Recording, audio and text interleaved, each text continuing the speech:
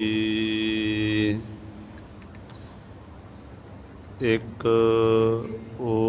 ओंकार सतनाम करता पुरख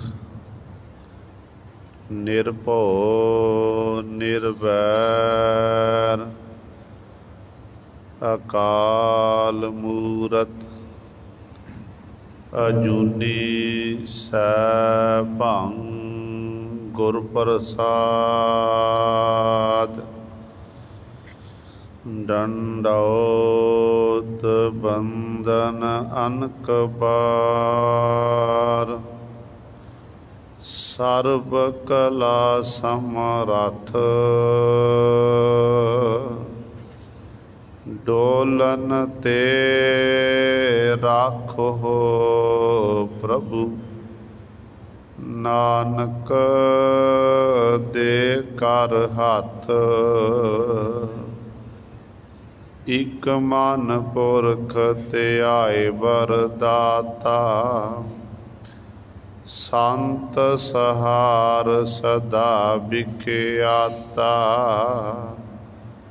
तास चरण ले हृदय बसावो तो परम गुरु नानक गुण गावो गावो गुण परम गुरु सुख सागर दुरत निवारण शब्द सरे गावह गंभीर धीर मत सागर योगी जंगम ध्यान तरे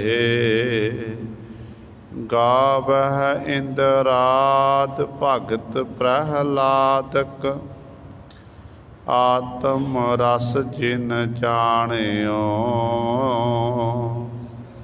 कब कल सो जस गावो गुरु नानक राज जोग जिन माणियो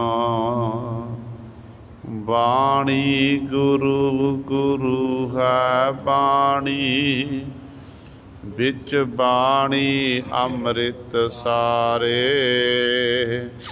गुर बाणी कह सेवक जन मानै परतख गुरु निस्तारे सो कहो टल गुर सेविया अहनिस सहज सुभाए दर्शन परसै गुरु का जन्म मरण दुख जाए होवै सिफत खसामदी नूर अरसो कुरसो चटिया तुद डिठे सच्चे पातशाह मल जन्म जन्म दी कटिया सज्जन सच्चा पातशाह सिर साहंद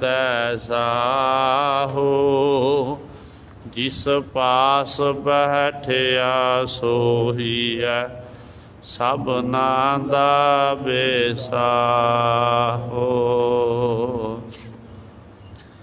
सतनाम श्री वाहिगुरु साहिब जी श्लोक महला पहला सुनिया एक वखाणिया सुरग मृत पयाल हुक्म न जाई मेटिया जो लिखिया सो नाल सुनिया एक वखाणिया ਸੁਰਗ ਮਿਰਤ ਪਇਆਲ ਹੁਕਮ ਨ ਜਾਈ ਮੇਟਿਆ ਜੋ ਲਿਖਿਆ ਸੋ ਨਾਲ ਕੌਣ ਮੂਆ ਕੌਣ ਮਾਰਸੀ ਕੌਣ ਆਵੈ ਕੌਣ ਜਾਏ ਕੌਣ ਰਹਸੀ ਨਾਨਕਾ किस की सुरत समाए। महला पहला हों मुआ मैं मारिया पौन बह दरियाओ तिसना थकी नानका जा मन रत्ता नाए लोयण रत्ते लोयणी कन्नी सुरत समाए जीव रसायन चूनड़ी रत्ती लाल लवाए अंदर मुस्कच घोलिया कीमत कही न जाए। पौड़ी इस युग में नाम निदान है नामो नाल चलै इह अखुट कदे नान खुटे खाए खर्चियो पल्लै हर जन नेड़ न आवे जम कंकर जम कल्लै से साहा सच्चे बन जारिया जिन हर धन पल्लै हर किरपा ते हर पाई जा आप हर कल्लै से साहा सच्चे बन जारिया जिन हर धन पल्लै हर किरपा ते हर पाई जा आप हर कल्लै। वाहिगुरु जी का खालसा वाहिगुरु जी की फतेह। परम सन्मान योग जुग हो जुग अटल चवर छतर तख दे मालक बाणी के बोहित जहरा जहूर हाजरा हजूर सर्व कला समरथ धन धन साहिब श्री गुरु ग्रंथ साहिब सच्चे सतगुरु जी दी पावन पवित्र निघी गोद अंदर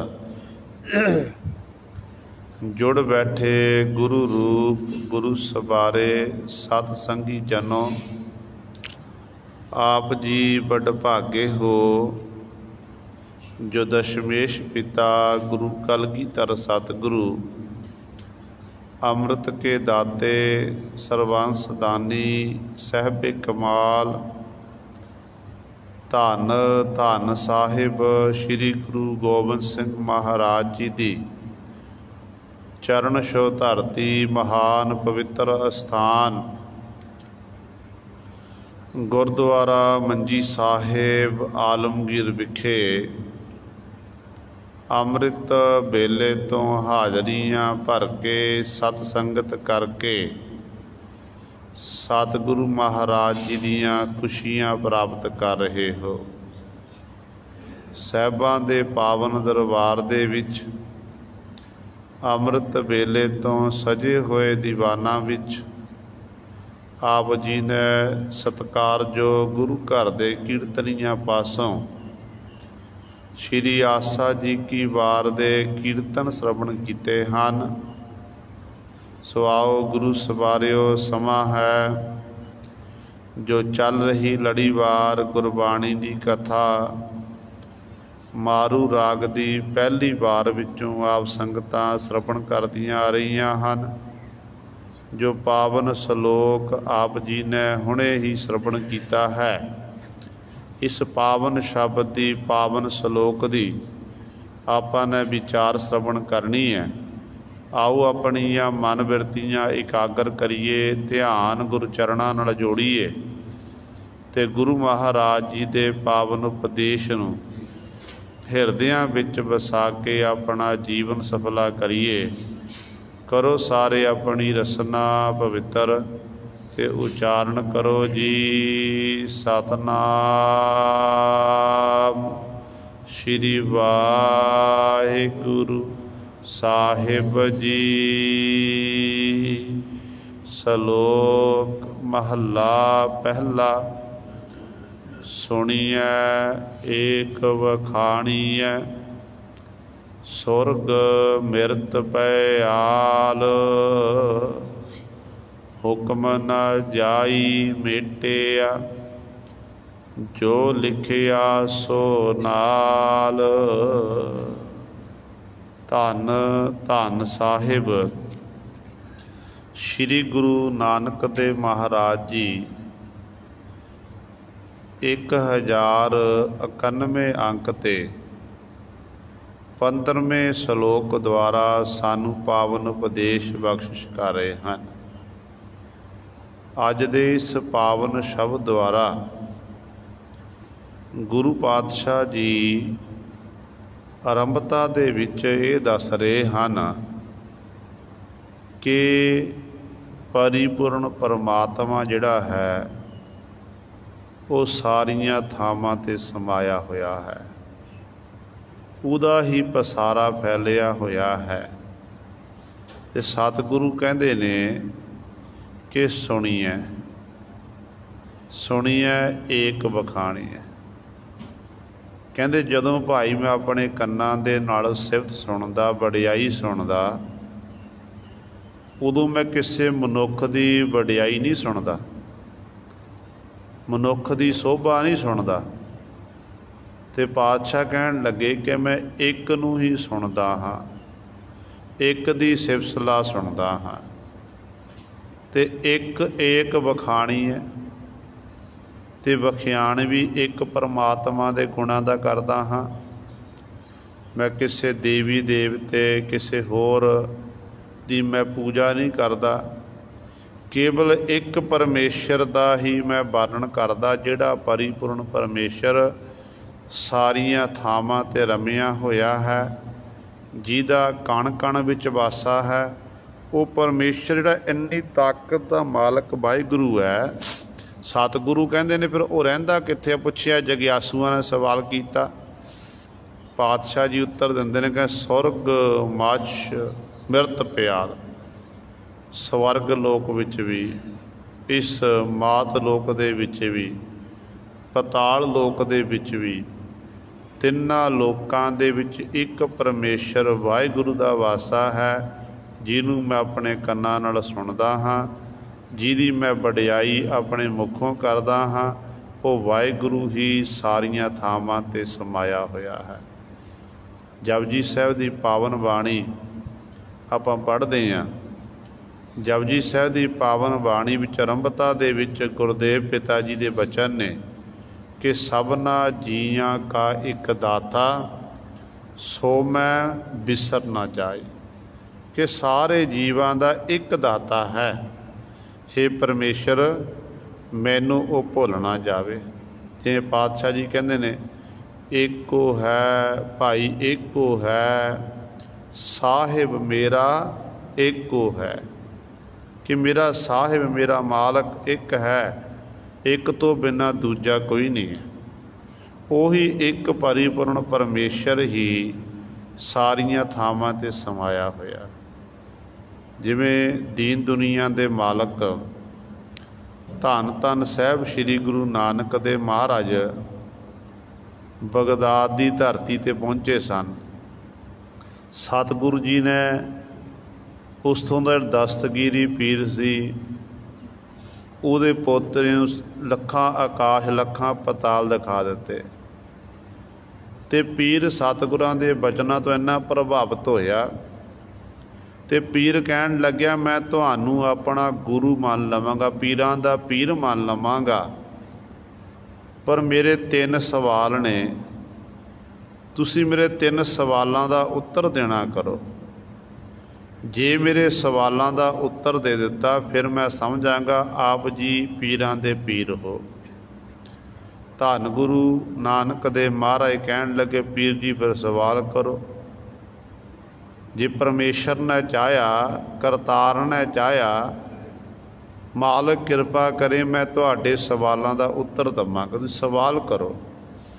ਕਹਿੰਦੇ ਨੇ ਪੀਰ ਇੱਕ ਥੜੇ ਦੇ ਉੱਤੇ ਜਾ ਕੇ ਬੈਠ ਗਿਆ। ਸਾਰੀ ਲੁਕਾਈ ਆਲੇ ਦੁਆਲੇ ਖਲੋਤੀ ਹੈ, ਲੁਕਾਈ ਖਲੋਤੀ ਹੈ, ਲੋਕਾਂ ਦਾ ਲੋਕ ਇਕੱਠੇ ਹੋਏ ਹਨ। ਤੇ ਧੰਨ ਗੁਰੂ ਨਾਨਕ ਦੇ ਮਹਾਰਾਜ ਤੇ ਭਾਈ ਮਰਦਾਨਾ ਜੀ ਵਿਚਕਾਰ ਹਨ। ਸਤਿਗੁਰੂ ਗੁਰੂ ਨਾਨਕ ਪਾਤਸ਼ਾਹ ਮਹਾਰਾਜ ਨੂੰ ਸਵਾਲ ਕੀਤਾ। 3 ਸਵਾਲ ਸਨ ਕਿ ਇੱਕ ਤੋਂ ਪਹਿਲਾਂ ਕੀ ਸੀ, ਇੱਕ ਤੋਂ ਪਹਿਲਾਂ ਕੀ ਸੀ। ਤੇ ਧੰਨ ਗੁਰੂ ਨਾਨਕ ਦੇ ਮਹਾਰਾਜ ਨੇ ਉਸ ਸਮੇਂ ਸਵਾਲ ਕੀਤਾ। ਕਹਿਣ ਲੱਗੇ, ਪੀਰ ਜੀ ਸਾਡੀ ਸ਼ਰਤ ਹੈ, ਪਹਿਲਾਂ ਸਾਡੀ ਸ਼ਰਤ ਮੰਨਣਾ ਕਰੋ। ਪੀਰ ਜੀ ਕਹਿੰਦੇ ਦੱਸੋ ਸ਼ਰਤ ਕੀ ਹੈ।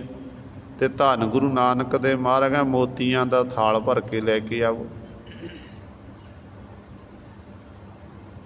ਪੀਰ ਦੇ ਮਨ 'ਚ ਇਹ ਵਿਚਾਰ ਆ ਰਹੀ ਹੈ ਕਿ ਧੰਨ ਗੁਰੂ ਨਾਨਕ ਦੇ ਮਹਾਰਾਜ ਇਹ ਤਾਂ ਲਾਲਚੀ ਹਨ, ਇਹ ਤਾਂ ਪਹਿਲਾਂ ਹੀ ਮੋਤੀ ਹਾਲੇ ਮੇਰੇ ਸਵਾਲ ਦਾ ਉੱਤਰ ਦੇਣਾ ਨਹੀਂ ਕੀਤਾ ਤੇ ਮੋਤੀਆਂ ਦਾ ਥਾਲ ਪਹਿਲਾਂ ਹੀ ਮੰਗਾ ਲਿਆ। ਕਹਿੰਦੇ ਨੇ ਮੋਤੀਆਂ ਦਾ ਥਾਲ ਭਰ ਕੇ ਆ ਗਿਆ। ਸਤਿਗੁਰੂ ਕਹਿਣ ਲੱਗੇ ਗਿਣਤੀ ਕਰੋ। ਚੁੱਕ ਕੇ ਗਿਣਤੀ ਕਰਨ ਲੱਗਿਆ, 1 2 3। ਸਤਿਗੁਰੂ ਕਹਿਣ ਲੱਗੇ ਨਹੀਂ ਗਿਣਤੀ ਗਲਤ ਹੈ, ਦੁਬਾਰਾ ਫਿਰ ਕਰੋ। ਤੇ ਪੀਰ ਨੇ ਫਿਰ ਗਿਣਤੀ ਕੀਤੀ, ਕਹਿਣ ਲੱਗਾ 1 2 3। ਤੇ ਧੰਨ ਗੁਰੂ ਨਾਨਕ ਦੇ ਮਰ ਬਾਂਹ ਪਕੜ ਲਈ। ਕਹਿਣ ਲੱਗੇ ਪੀਰ ਜੀ ਤੁਹਾਨੂੰ ਗਿਣਤੀ ਨਹੀਂ ਕਰਨੀ ਆਉਂਦੀ, 1 ਤੋਂ ਪਹਿਲਾਂ ਗਿਣੋ, 1 ਤੋਂ ਪਹਿਲਾਂ ਗਿਣਤੀ ਸ਼ੁਰੂ ਕਰੋ। ਤੇ ਅੱਗੋਂ ਪੀਰ ਆਖਣ ਲੱਗਿਆ ਕਿ ਨਾਨਕ 1 ਤੋਂ ਪਹਿਲਾਂ ਕੁਝ ਵੀ ਨਹੀਂ ਹੈ, 1 ਤੋਂ ਪਹਿਲਾਂ 0 ਹੈ, 0 ਹੈ, 0 ਦੀ ਕੋਈ ਗਿਣਤੀ ਨਹੀਂ ਹੁੰਦੀ ਹੈ। ਦੀਨ ਦੁਨੀਆ ਦੇ ਮਾਲਕ ਧੰਨ ਧੰਨ ਸਾਹਿਬ ਸ੍ਰੀ ਗੁਰੂ ਨਾਨਕ ਦੇ ਮਹਾਰਾਜ ਕਹਿਣ ਲੱਗੇ, ਇਹ ਤੁਹਾਡੇ ਪਹਿਲੇ ਸਵਾਲ ਦਾ ਉੱਤਰ ਹੈ। ਤੁਸੀਂ ਪੁੱਛਿਆ ਸੀ ਇੱਕ ਪਰਮੇਸ਼ਰ ਤੋਂ ਪਹਿਲਾਂ ਕੀ ਸੀ, 1 ਤੋਂ ਪਹਿਲਾਂ ਕੁਝ ਨਹੀਂ, ਉਹੀ 1 ਦਾ ਪਸਾਰਾ ਫੈਲਿਆ ਹੋਇਆ, ਉਹਦੇ ਵਿੱਚੋਂ ਹੀ ਸਾਰੇ ਪੈਦਾ ਹੁੰਦੇ ਨੇ, ਉਹਦੇ ਵਿੱਚ ਹੀ ਸਾਰੇ, ਉਹਦੇ ਵਿੱਚੋਂ ਪੈਦਾ ਹੁੰਦੇ ਸੁਝਾ ਸਮਾ ਜਾਂਦੇ ਨੇ। ਜਦੋਂ ਪੀਰ ਨੇ ਗੁਰੂ ਨਾਨਕ ਪਾਤਸ਼ਾਹ ਪਾਸੋਂ ਪਹਿਲੇ ਸਵਾਲ ਦਾ ਉੱਤਰ ਸੁਣਿਆ, ਮਨ ਨੂੰ ਤਸੱਲੀ ਹੋਈ ਕਿ ਵਾਕਈ ਜਿਹੜਾ ਪੀਰ ਪਹੁੰਚਿਆ ਹੋਇਆ ਹੈ। ਤੇ ਕਹਿੰਦੇ ਨੇ ਫਿਰ ਦੂਜਾ ਸਵਾਲ ਕੀਤਾ। ਕਹਿਣ ਲੱਗਿਆ ਖੁਦਾ ਰਹਿੰਦਾ ਕਿੱਥੇ ਹੈ, ਪਰਮੇਸ਼ਰ ਰਹਿੰਦਾ ਕਿੱਥੇ ਹੈ। ਦੀਨ ਦੁਨੀਆ ਦੇ ਮਾਲਕ ਧੰਨ ਧੰਨ ਸਾਹਿਬ ਸ੍ਰੀ ਗੁਰੂ ਨਾਨਕ ਦੇ ਮਹਾਰਾਜ ਕਹਿਣ ਲੱਗੇ, ਪੀਰ ਜੀ ਸਾਡੀ ਸ਼ਰਤ ਹੈ, ਪਹਿਲਾਂ ਸਾਡੇ ਲਈ ਦੁੱਧ ਲੈ ਕੇ ਆਵੋ। ਜੋ ਸਤਿਗੁਰੂ ਨੇ ਦੁੱਧ ਮੰਗਿਆ ਤੇ ਮਨ ਦੇ ਵਿੱਚ ਪੀਰ ਦੇ ਵਿਚਾਰ ਆ ਰਹੀ ਹੈ ਕਿ ਕਈ ਦਿਨ ਦੇ ਭੁੱਖੇ ਨੇ, ਨਾ ਜਲ ਛਕਿਆ, ਨਾ ਇਹਨਾਂ ਨੂੰ ਖਾਣ ਨੂੰ ਭੋਜਨ ਦੇਣਾ ਕੀਤਾ, ਭੁੱਖ ਲੱਗੀ ਹੋਵੇਗੀ। ਪਹਿਲਾਂ ਇਹ ਦੁੱਧ ਛਕਣਗੇ, ਦੁੱਧ ਛਕਣ ਤੋਂ ਬਾਅਦ ਫਿਰ ਸਾਡੇ ਸਵਾਲ ਦਾ ਉੱਤਰ ਦੇਣਗੇ। ਤੇ ਕਹਿੰਦੇ ਨੇ ਦੁੱਧ ਦਾ ਕਟੋਰਾ ਭਰ ਕੇ, ਗੜਬਾ ਭਰ ਕੇ ਸੇਵਕ ਗਿਆ ਲੈ ਕੇ ਆਇਆ। पातशाह दे सन्मुख रख दिता ते दीन दुनिया दे मालक धन धन साहिब श्री गुरु नानक दे महाराज उस दुध वल बड़े ध्यान नाल देखदे ने। कुछ समय चुप दा शरनाटा छाया होया है। सतगुरु दुध वल तक रहे ने, जिन्नी भी उत्थे लुकाई है पीर दे सहित वो सारे धन धन साहिब श्री गुरु नानक दे महाराज वल तक रहे ने। अखीर ते पीर ने फिर अगों सवाल किया, कहन लग्या, हे पीर नानक, ये दुध आ गया है, हुण दुध छक के मेरे सवाल का उत्तर देना कर। गुरु नानक साहब महाराज ने अगों उत्तर देना कीता, कहन लगे, दुध विच कुछ है, दुध विच कुछ है। जो पातशाह ने ये वचन किए उदों पीर सोचता कि हो सकता मेरे चेले पालकियां ने दुध च जहर ना पा दिता होवे। अपने चेले पालकियां नूं पुछदा कि तुसी कोई शरारत नहीं कीती है? कहन लगे, नहीं पीर जी असीं कोई शरारत नहीं की। पीर कहन लग्या धन गुरु नानक दे महाराज नूं कहन लग्या, नानक जी इस दुध विच कुछ भी नहीं है। गुरु नानक पातशाह कहन लगे, नहीं दुध विच कुछ है। कहन लगे, की है? कहन लगे, इस दुध विच घ्यो है, इस दुध विच मक्खन है। सारे हस पे, कहन लगे तो सारे नूं पता है कि दुध विच दुध विचों ही मक्खन तैयार हुंदा, दुध विचों घ्यो तैयार हुंदा है। ये किहड़ा नवीं गल है? अगों दीन दुनिया दे मालक धन धन साहिब श्री गुरु नानक दे महाराज आखण लगे, कहन लगे, तुहाडे दूजे सवाल का उत्तर है। तुसीं पुछिया सी कि खुदा रहिंदा कित्थे है, ते सतगुरु गुरु नानक पातशाह कहन लगे, तू सबनी थाई जिथै हो जाई साचा सिरजनहार जी। कि परमात्मा तू सारियां थावां ते समाया होया। परमात्मा साडे अंतःकरण सारक जीव दे विच सभै घट राम बोलै, रामा बोलै, राम बिना को बोलै रे। सारे घट हिरदियां विच वो परिपूर्ण परमात्मा ही समाया होया है। पीर दी तसल्ली हो गई कि बड़े दलील दे नाल गुरु नानक पातशाह ने मेरे सवाल का उत्तर देना कीता। फिर कहन लग्या, नानक जी मेरा तीसरा सवाल है, तुसी मेरे तीसरे सवाल का उत्तर दवो। दीन दुनिया दे मालक धन धन साहिब श्री गुरु नानक दे महाराज कहन लगे, फिर तीसरा सवाल करो। सवाल किया गया, कहन लगे, पीर पुछदा कि खुदा करदा की है, परमात्मा करदा की है? धन गुरु नानक दे महाराज कहन लगे, पीर जी फिर मेरी एक शर्त है। शर्त यह है कि कुछ समय लिए जिस थड़े उत्ते तुसी बैठे हो, गद्दी उत्ते बैठे हो, उस गद्दी उत्ते कुछ मिनटां लई मैं बैठना करा, तुसी मेरी थां ते आके खलोवो। फिर मैं तुहानूं दस्सांगा खुदा करदा की है।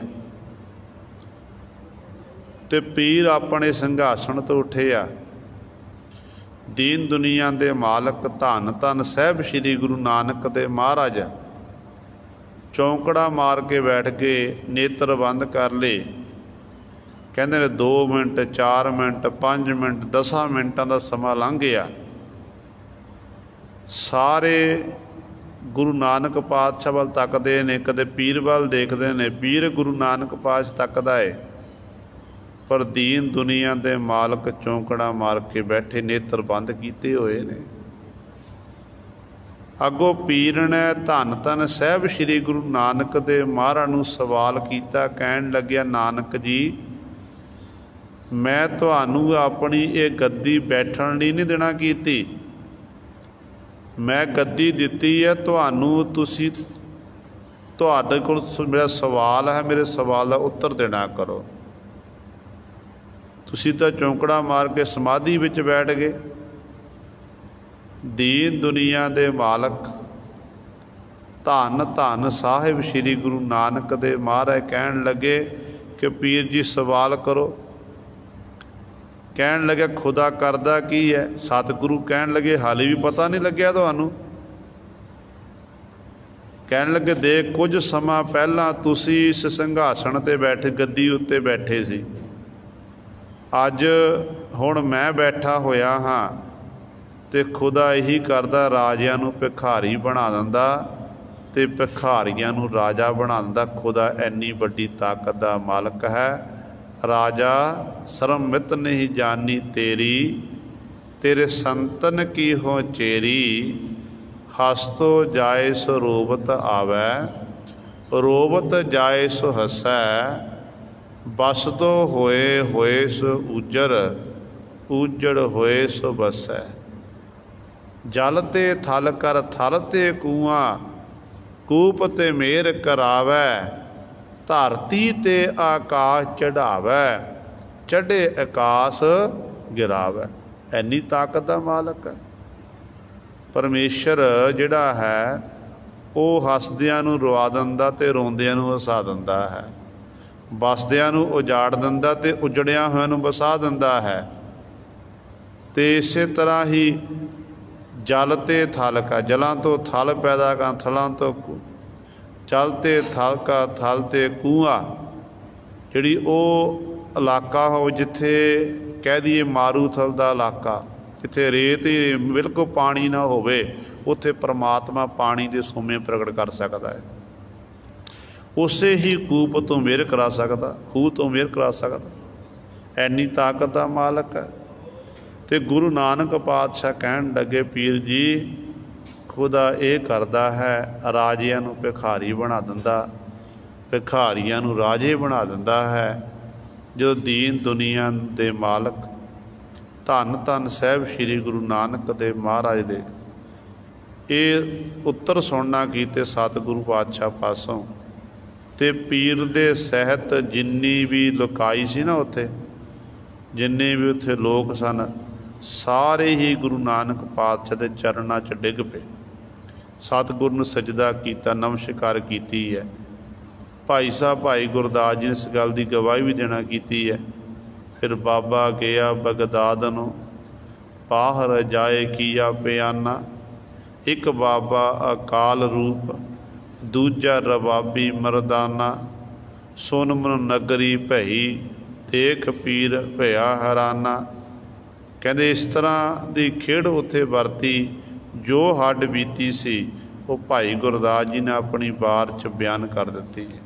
सो गुरु सवारियो परमेश्वर एक है, तो उस परमेश्वर का कोई हद बना नहीं है।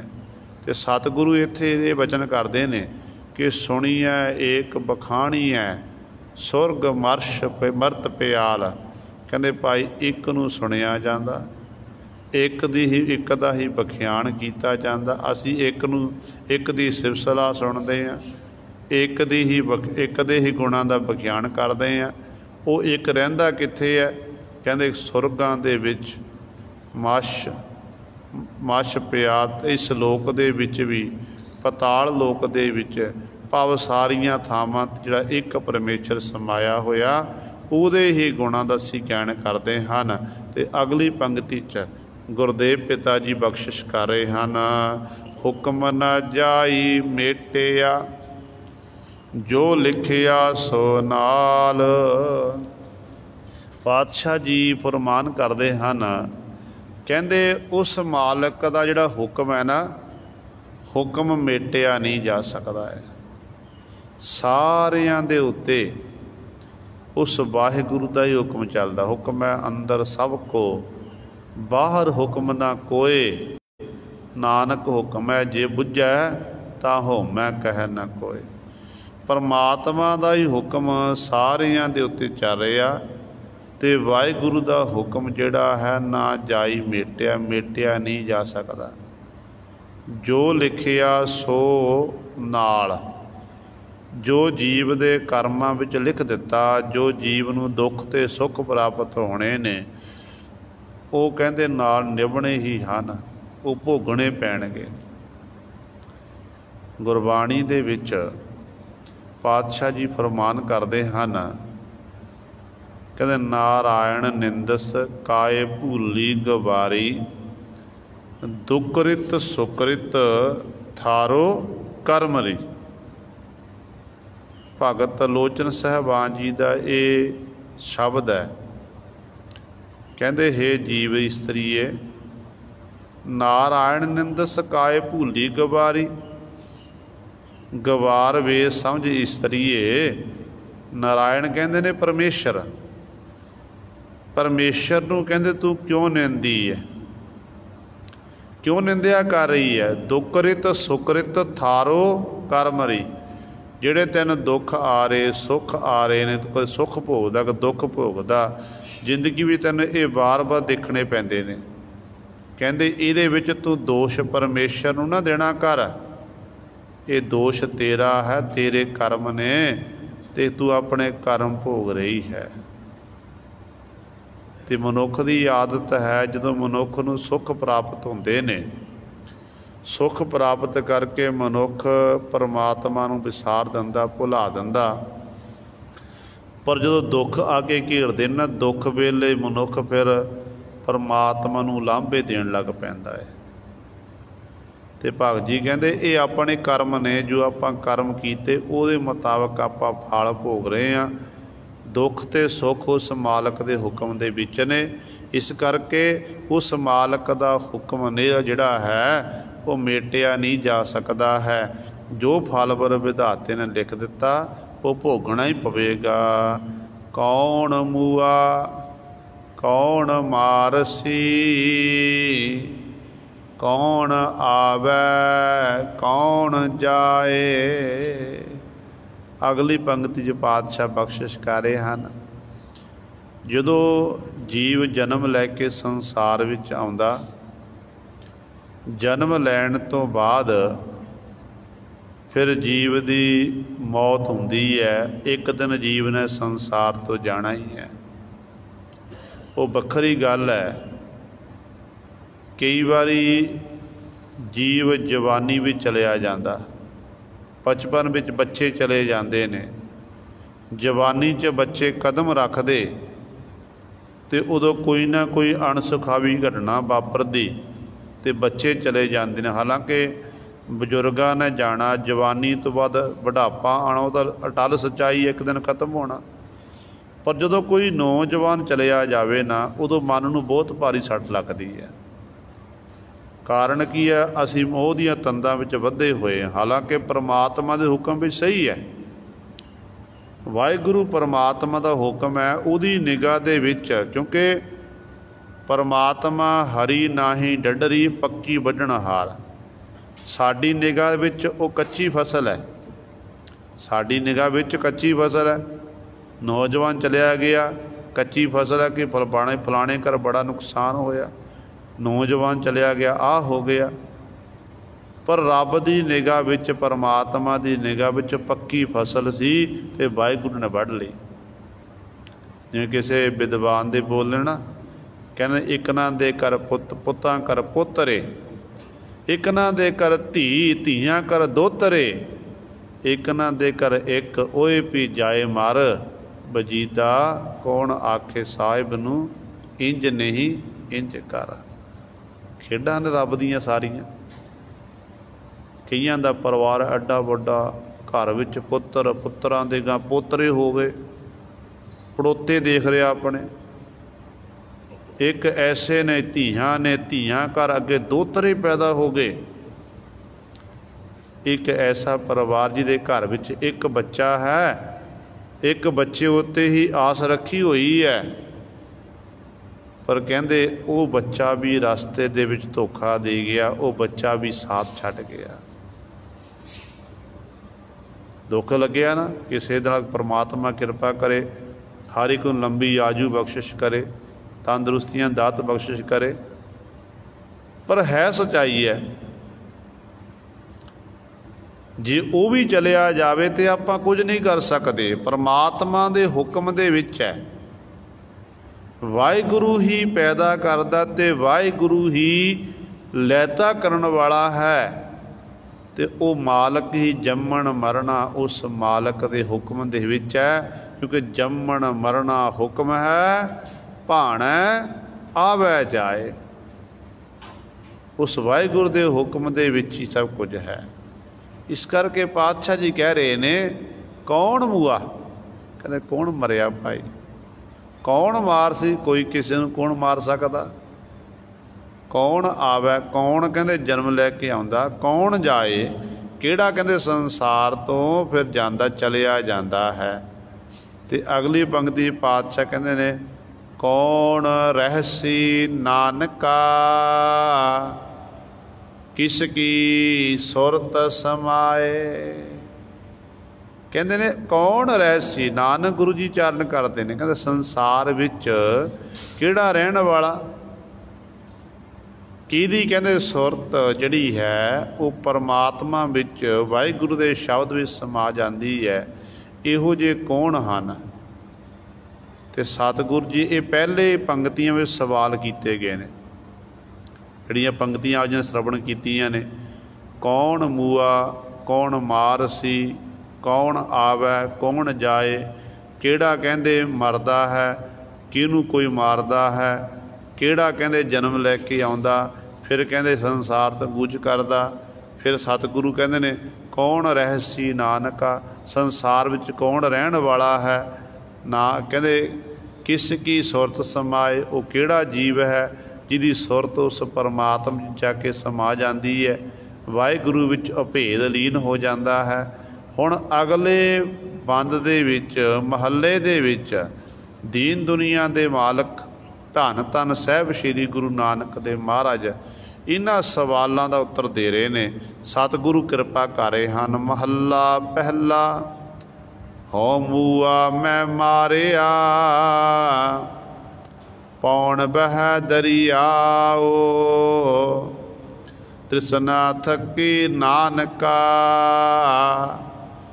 जामन रत्ता नाए। सतगुरु कहन लगे सब तो पहला अपने अंदरों हों नूं मारना पवेगा। हो मैं, क्योंकि सारी जिंदगी बचपन तो लैके अंतिम समय तक मनुख जिहड़ा है मैं विच ही विचरदा, मैं करदा जिंदगी अपनी बतीत करदा है। मेरी मेरी करते जन्म गयो, इस तरह जन्म लंघ जाता। पर जदों तक मैं नहीं मरदी, मैं खत्म नहीं हुंदी, उदों तक गुरु सवारियो सानू रब की प्राप्ति नहीं हो सकती, गुरु की प्रसन्नता नहीं मिल सकती है। ये मनुख की आदत है। चंगा काम संसार विच हो गया ना, कोई चंगा काम जिहदे राही चार बंदे सलाउण, पिंड सलावे, महल्ला सलावे, शहर सलावे, देश सलाउण लग पवे, ते उदों फिर मनुख कहंदा ये काम मैं कीता, ये काम मैं कीता। पर इहदे उल्ट जे कोई इहो जिहा काम हो जावे कि समाज की निगाह विच मनुख नूं शर्मिंदगी महसूस करनी पवे, मनुख नूं लाहणता पवे, ते उदों फिर गुरु सवारियो ये मनुख इन्ना शैतान है जीव, ते उदों कह दिंदा कि रब ने चंगा नहीं कीता। चंगे काम का सेहरा अपने उत्ते लै लिया, ते माड़ा काम सी जदों जिथे लाहणतां पै रहीआं सन, ते उदों फिर रब नूं दोषी बना दिता कि रब ने चंगा नहीं कीता। ये मनुख की आदत है। कारण की है? मनुख दे अंदर मैं खलोती हुई है। मैं खलोती होण करके मनुख इस तरह ही कर रहा है। गुरदेव पिता जी बचन करते ने, कहते भाषा तो पहला अपने अंदर हों नूं मार, हंकार नूं मार। जदों हों नूं मारेगा फिर मैं मार, किस तरह कहते मैं मार, कहते इस तरह फिर हों मैं मर जाएगी। हों मूआ मैं मारिया पौन बह दरियाओ, जो हों मर गई मैं मर जाएगी, मैं पुणा खत्म हो जाएगा। ਤੇ ਪੌਣ ਬਹਿ ਦਰਿਆ, ਜਿਹੜੀ ਪੌਣ ਇੱਥੇ ਪੌਣ ਦਾ ਅਰਥ ਕੀ ਹੈ? ਪੌਣ ਦਾ ਇੱਥੇ ਅਰਥ ਹਵਾ ਨਹੀਂ ਹੈ। ਪੌਣ ਦਾ ਅਰਥ ਤ੍ਰਿਸ਼ਨਾ।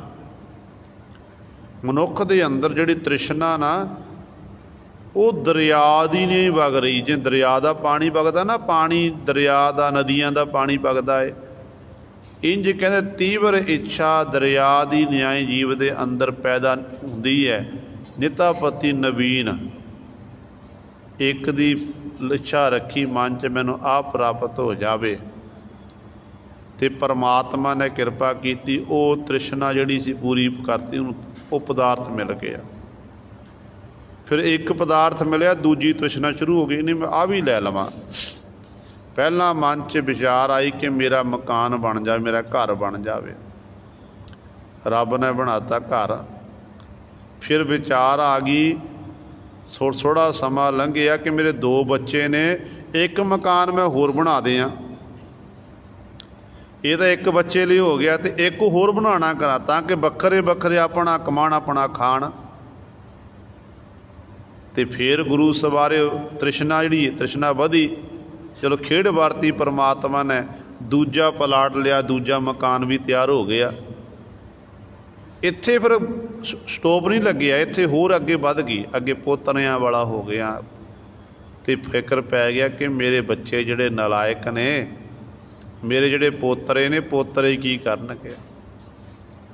ਇਹ ਕਿਹੜਾ ਕੰਮ ਧੰਦਾ ਕਰਨਗੇ? ਜੇ ਇਸ ਤਰ੍ਹਾਂ ਚੱਲਦਾ ਰਿਹਾ, ਮੇਰਾ ਘਰ-ਬਾਰ ਜਿਹੜਾ ਸਾਰਾ ਵਿਕ ਜਾਵੇਗਾ।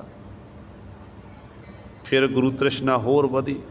ਆਪਣੇ ਪੋਤਰਿਆਂ ਲਈ, ਮੈਂ ਆਪਣੇ ਬੱਚਿਆਂ ਲਈ, ਪੋਤਰੀਆਂ ਲਈ ਮੈਂ ਜੋੜਨਾ ਕਰਾਂ ਤਾਂ ਕਿ ਇਹਨਾਂ ਦਾ ਗੁਜ਼ਰਾਨ ਵਧੀਆ ਹੋ ਸਕੇ। ਇੰਝ ਸਾਰੀ ਜ਼ਿੰਦਗੀ ਮਨੁੱਖ ਦੇ ਜਿਹੜੀ ਤ੍ਰਿਸ਼ਨਾ ਹੈ ਵੱਧਦੀ ਜਾਂਦੀ। ਐਨੇ ਜਿਹਨੂੰ ਫਿਰ ਸਮਾਂ ਆ ਜਾਂਦਾ, ਜਾਨੂੰ ਫਿਰ ਸਮਾਂ ਆਉਂਦਾ ਅਤੇ ਸਾਹਮਣੇ ਫਿਰ ਦਿਖਾਈ ਦਿੰਦਾ ਅਜਰਾਇਲ ਫਰਿਸ਼ਤਾ ਮੌਤ ਦਸਤਕ ਦਿੰਦੀ ਹੈ। ਅਤੇ ਕਦੇ ਮਨੁੱਖ ਫਿਰ ਆਪਣੇ ਪਰਿਵਾਰ ਵੱਲ ਦੇਖਦਾ, ਪੁੱਤਰ ਧੀਆਂ, ਪੋਤਰੀਆਂ ਵੱਲ ਦੇਖਦਾ, ਅਤੇ ਕਦੇ ਬਣਾਏ ਹੋਏ ਆਲੀਸ਼ਾਨ ਮਕਾਨਾਂ ਵੱਲ ਦੇਖਦਾ, ਅਤੇ ਉਦੋਂ ਪਛਤਾਤਾਪ ਕਰਦਾ ਕਿ ਮਨਾ ਮੈਂ ਤਾਂ ਝੂਠ ਵੀ ਸਾਰੀ ਜ਼ਿੰਦਗੀ ਜਿਉਂਦਾ ਰਿਹਾ। ਜ਼ਿੰਦਗੀ ਝੂਠ, ਇਹਦੇ ਵਿੱਚ ਸਾਰੀ ਜ਼ਿੰਦਗੀ ਮੈਂ ਗਲਤਾਨ ਰਿਹਾ, ਸੱਚਾਈ ਨੂੰ ਮੈਂ ਸਮਝ ਨਹੀਂ ਸਕਿਆ। ਅਸਲ ਸੱਚਾਈ ਤਾਂ ਇਹ ਹੈ ਕਿ ਇੱਥੇ ਆਪਾਂ ਪ੍ਰਾਹੁਣਚਾਰੀ ਵਿੱਚ ਆਏ ਹੋਏ ਹਾਂ, ਮਹਿਮਾਨ ਹਾਂ, ਸਫ਼ਰ ਕਰ ਰਹੇ ਹਾਂ। ਜਿੱਦਣ ਸਫ਼ਰ ਮੁੱਕ ਗਿਆ, ਉਦੋਂ ਸੰਸਾਰ ਨੂੰ ਛੱਡ ਕੇ ਜਾਣਾ ਹੀ ਪਵੇਗਾ। ਪਰ ਤ੍ਰਿਸ਼ਨਾ ਦਾ ਵੱਧਾ ਹੋਇਆ ਜੀਵ, ਤ੍ਰਿਸ਼ਨਾ ਵਿੱਚ ਐਸਾ ਗਲਤਾਨ ਹੈ ਕਿ ਤ੍ਰਿਸ਼ਨਾ ਦਰਿਆ ਦੀ ਨਹੀਂ ਵਗ ਰਹੀ ਹੈ, ਅਤੇ ਇਸ ਤਰ੍ਹਾਂ ਜੀਵ ਇਹ ਭੜਕਣਾ ਦੇ ਵਿੱਚ ਹੀ ਹੈ। ਪਰ ਸਤਿਗੁਰੂ ਕਹਿੰਦੇ ਜਦੋਂ ਹੋਂ ਨੂੰ ਮਾਰ ਲਿਆ ਤਾਂ ਉਦੋਂ ਮੈਂ ਮਰੇਗੀ। ਜਦੋਂ ਮੈਂ ਮਰ ਗਈ, ਫਿਰ ਮਨ 'ਚੋਂ ਤ੍ਰਿਸ਼ਨਾ ਵੀ ਆਪਣੇ ਆਪ ਹੀ, ਜੇ ਦਰਿਆ ਦੀ, ਜੇ ਦਰਿਆ ਵਗਦਾ ਨਾ, ਇੰਝ ਤ੍ਰਿਸ਼ਨਾ ਵੀ ਫਿਰ ਅੰਦਰੋਂ ਜਿਹੜੀ ਹੈ ਉਹ ਖਤਮ ਹੋ ਜਾਵੇਗੀ। ਹੌਲੀ ਹੌਲੀ ਤ੍ਰਿਸ਼ਨਾ ਵੀ ਮੁੱਕ ਜਾਵੇਗੀ। ਤ੍ਰਿਸ਼ਨਾ ਥੱਕੀ ਨਾਨਕਾ, ਜਾ ਮਨ ਰਤਾ ਨਾਏ। ਸਤਿਗੁਰੂ ਜੀ ਅਗਲੀ ਪੰਕਤੀ 'ਚ ਬਖਸ਼ਿਸ਼ ਕਰਦੇ ਹਨ, ਕਹਿੰਦੇ ਤ੍ਰਿਸ਼ਨਾ ਨਹੀਂ ਥੱਕਦੀ।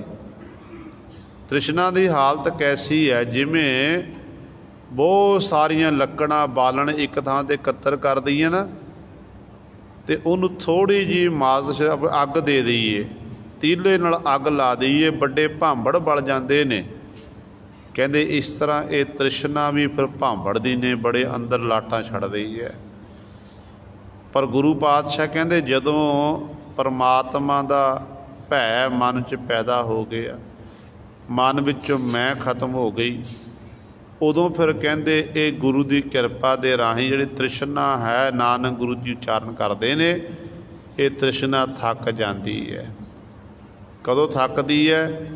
ਜਾ ਮਨ ਰੱਤਾ ਨਾ, ਜਿਨ੍ਹਾਂ ਗੁਰਮੁਖਾਂ ਦਾ ਮਨ ਪਰਮਾਤਮਾ ਦੇ ਨਾਮ ਵਿੱਚ ਰੱਤਾ ਤਦਾਕਾਰ ਹੈ, ਜਿਹੜੇ ਵਾਹਿਗੁਰੂ ਦੇ ਨਾਮ ਵਿੱਚ ਮਸਤ ਹੋ ਗਏ ਨੇ, ਉਹਨਾਂ ਦੇ ਅੰਦਰੋਂ ਹੀ ਫਿਰ ਤ੍ਰਿਸ਼ਨਾ ਇਹ ਬੁਝਦੀ ਹੈ। ਫਿਰ ਉਹਨਾਂ ਦਾ ਅੰਤःਕਰਣ ਬਿਲਕੁਲ ਸ਼ਾਂਤ ਹੋ ਜਾਂਦਾ ਹੈ। ਲੋਇਣ ਰੱਤੇ ਲੋਇਣੀ, ਕੰਨੀ ਸੁਰਤ ਸਮਾਏ। ਗੁਰੂ ਪਾਤਸ਼ਾਹ ਜੀ ਅਗਲੀ ਪੰਕਤੀ ਬਖਸ਼ਿਸ਼ ਕਰਦੇ ਨੇ, ਕਹਿੰਦੇ ਫਿਰ ਉਹਨਾਂ ਉੱਤੇ ਐਡੀ ਵੱਡੀ ਬਖਸ਼ਿਸ਼ ਹੁੰਦੀ ਹੈ। ਲੋਇਣ ਰੱਤੇ ਲੋਇਣੀ, ਲੋਇਣ ਕਹਿੰਦੇ ਨੇਤਰ, ਜਿਹੜੇ ਕਹਿੰਦੇ ਇਸ ਤਰ੍ਹਾਂ ਆਪਣੇ ਨੇਤਰਾਂ ਦੇ ਰਾਹੀਂ ਉਸ ਵਾਹਿਗੁਰੂ ਦੇ ਦੀਦਾਰ ਕਰਦੇ ਨੇ, ਆਪਣੇ ਨੇਤਰਾਂ ਦੇ ਰਾਹੀਂ ਉਸ ਮਾਲਕ ਨੂੰ ਦੇਖਦੇ ਹਨ।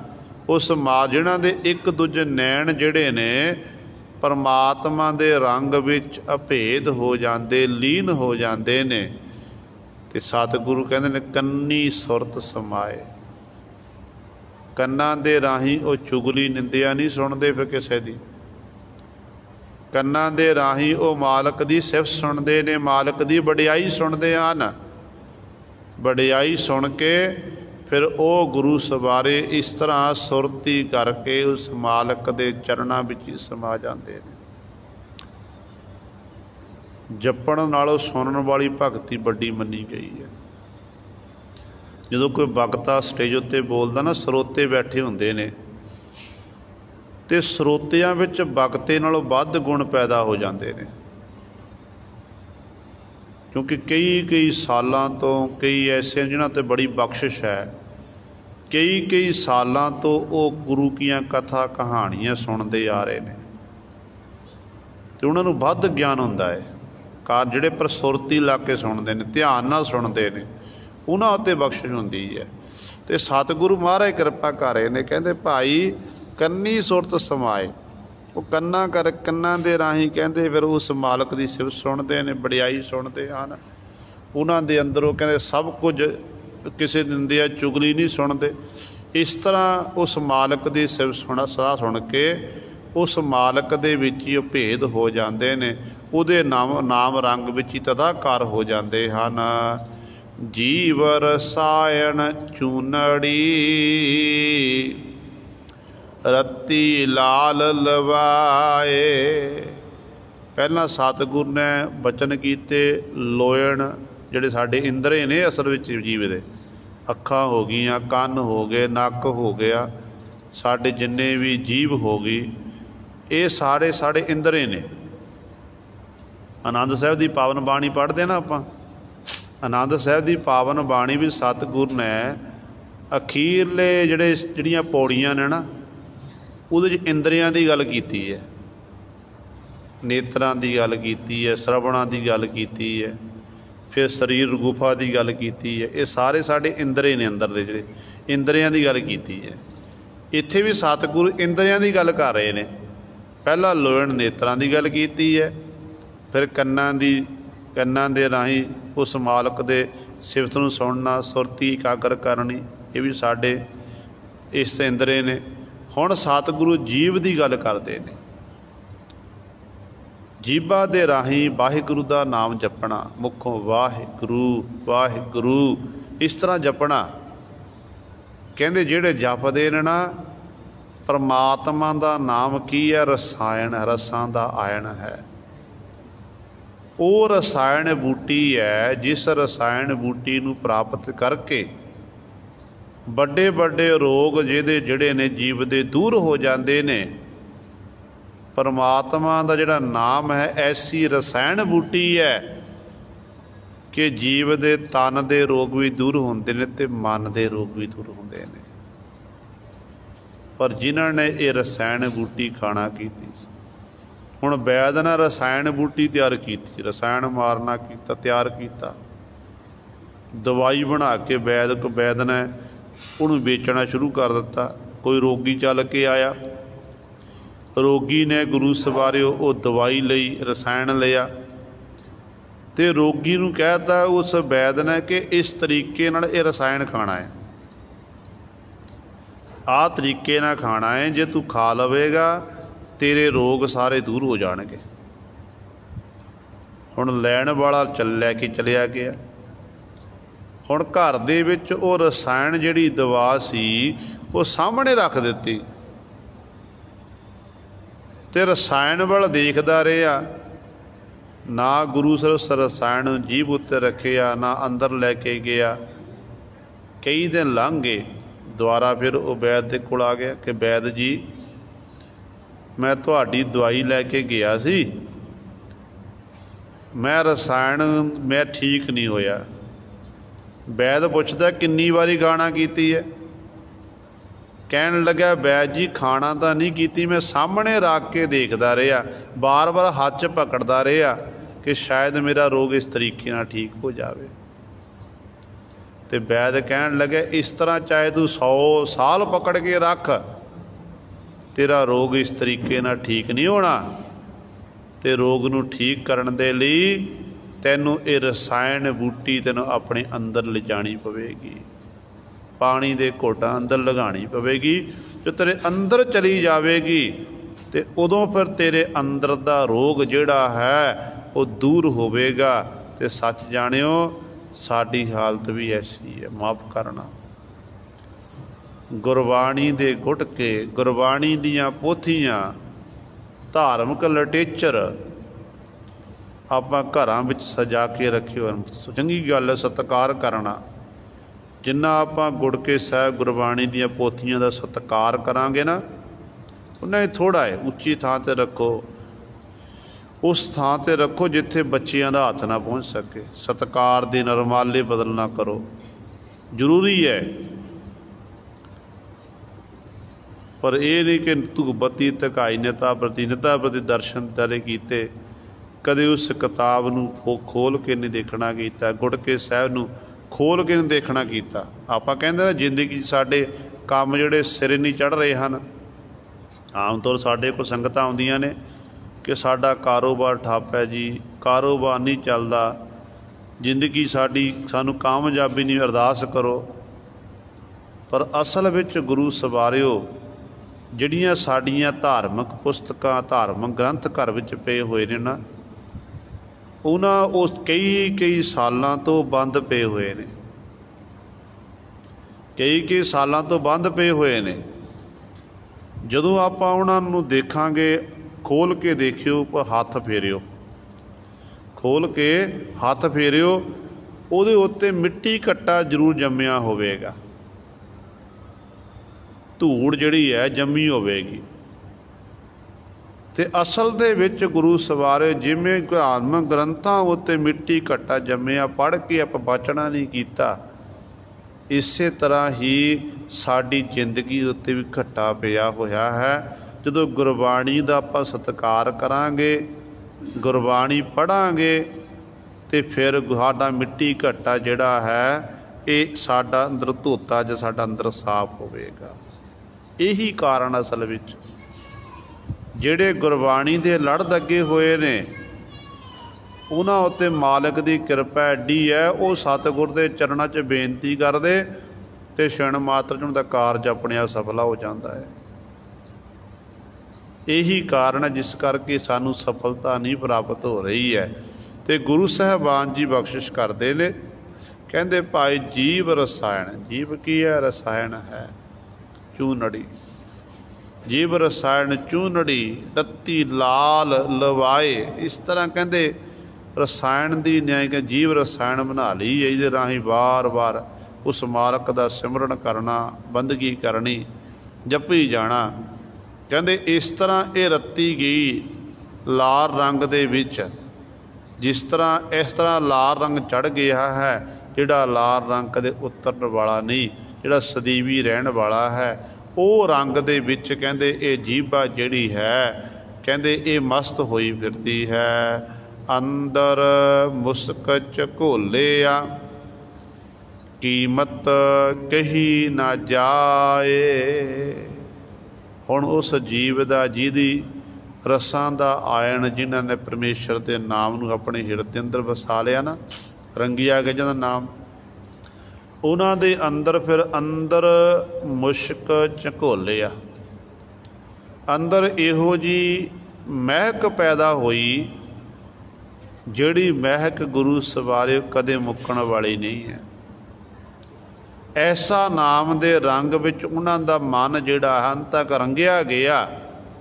ते गुरदेव पिता जी कहंदे ने, कहंदे उस ओ जीव बड़ा कीमती बन गया, वो नाम रंग चुदा अंत तक रंगिया कि जिस नाम की कीमत कही ना जाए, कीमत कह के नहीं दसी जा सकती है।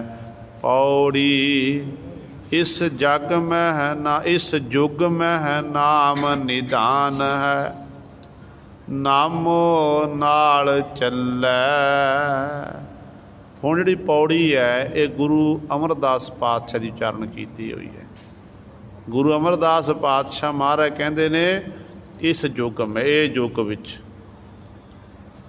संसार दे विच नाम निधान है। निधियां दा निधान खजाना की है? परमेश्वर दा नाम।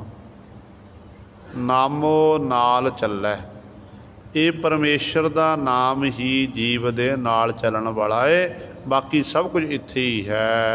यह उखुट कदे ना निखुटे, खाए खर्चिओ पल्लै।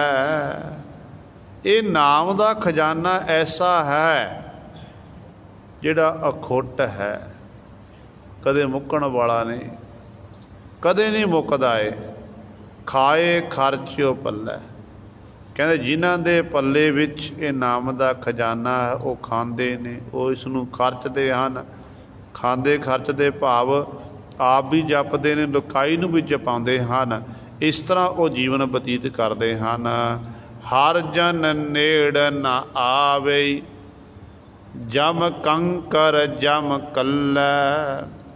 गुरदेव पिता जी बख्शिश करते हैं कि जिन्हां दे खजाने विच परमात्मा दा नाम है, कहते फिर उन्हां दे हर जन नेड़ ना आवे। हरि दा, हरि जन, हरि दे जन प्यारियां दे, कहते ये जम जिहड़े ने, जम कल्ला जिहड़े जम दे भेजे हुए जम कंकर ने, वो नेड़े नहीं आउंदे हन। भाव उन्हां दा वो जमण मरण तो रहत हो जाते हैं।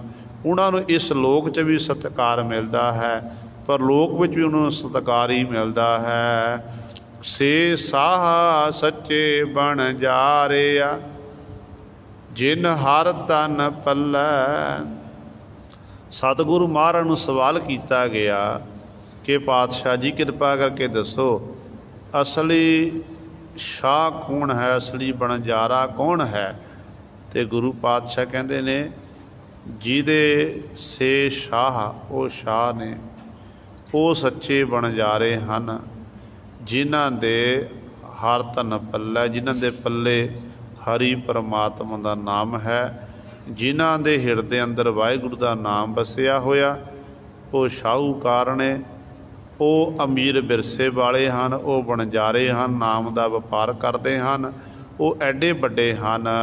हर किरपा ते हर पाई है, जा आप हर घल्लै। कहते हरि नूं फिर किवें प्राप्त किया जा सकता?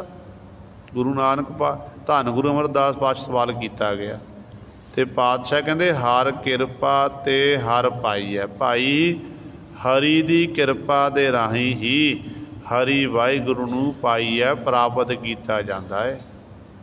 हर जा आप हर घल्लै, जिन्हां नूं वाहिगुरू आप संसार में घल्लै भेजदा है।